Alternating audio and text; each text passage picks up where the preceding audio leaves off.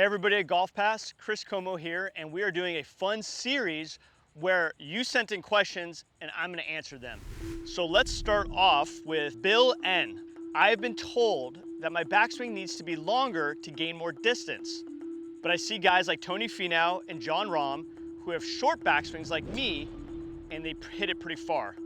What gives? Okay, this is a really good question. It's a really astute point to notice that there are people who hit it very far with short backswings, but yes, again, we're told the longer the backswing, the farther we'll hit it, and then obviously people like Bubba Watson, Sam Snead had longer backswings and hit it very far as well.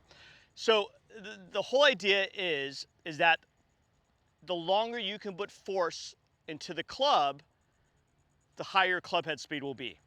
So if I make, let's say all else being equal, the same amount of force, but I do this for a longer period of time because of a longer backswing, that club head speed will be higher. The problem is that when you get a longer backswing, the force that you put into it may not be as high. So it's a little bit of both. If I make a longer backswing and the force actually put in the club gets less, the club head speed may actually net out to be less. And this is where you get people like a Tony Finau who have a shorter backswing, and from that position, they're able to put probably their max amount of force into the club to create a high club head speed. So where is that place where maybe you lose your ability to put more force in the club because the backswing gets longer?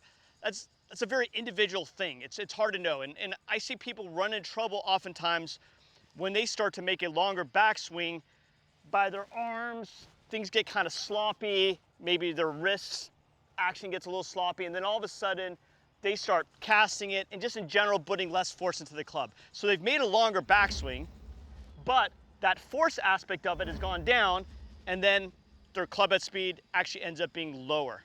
So this is where if you're trying to get more speed through a longer backswing, I'd like to see you start not with, say, your upper body, with your arms and your wrists, where it gives you a high chance of getting kind of sloppy with it, if you will. I want to see you get a longer backswing more through your body motion. So keep whatever you feel like is your arm swing the same. So whatever that is, could be on the shorter side. And now if you're going to make a longer backswing, have it be more from your hip turn. You can feel like your left heel gets off the ground a bit, but really try to create that little bit of extra length more from your lower body, and then that's going to give you a higher chance to have the length component without losing the force into the club component. So that's where I'd like to start you with. Some people do actually benefit from having a bigger arm swing or more wrist set, but again, if we're playing the odds for people at home watching and what's going to give you the best chance for most of the people to get that more distance through a longer backswing, start with the lower body, make that turn bigger, and not with the upper body and the arms making a longer, kind of sloppier backswing. Hope that helps.